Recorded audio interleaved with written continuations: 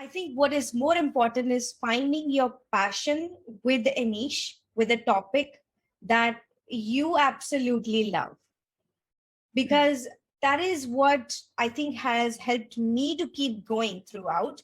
If I go back, in the fall of 2020, October, November timeframe, that's when I started. Some of my initial posts that I did, and I chose Instagram to start with, uh, very, I want to say, a surprising platform, if you will, choosing Instagram and then product management steps, sharing stories, kind of, it doesn't, in the first instance, it may not sit well.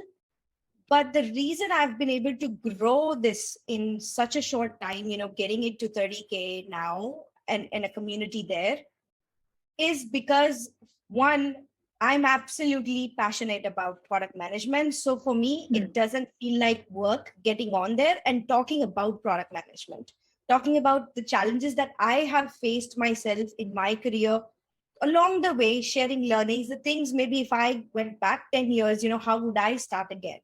So for me, it doesn't feel like work. That's why, it helps to build that consistency, if you would, because eventually, consistency is what's going to help you grow, right? It's easy to say, oh, let's start a community.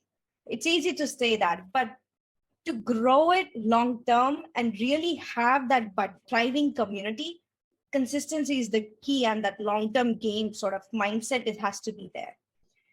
One of the things I made a huge mistake was initially I started with all platforms. I thought, maybe I had to be everywhere. But that was one of the biggest mistake, because each platform and building the community requires a lot of time to kind of give to the community, right? If you really truly want to have that, um, there's a concept, there's a book, and there's a concept of 1,000 true fans. When you're building a community, you want to have those 1,000 true fans. So if you want to have that kind of, community, then it can't be everywhere, especially for, like founders or creators or builders who are just starting. Um, it, you can't be everywhere, especially if it's like a side hustle.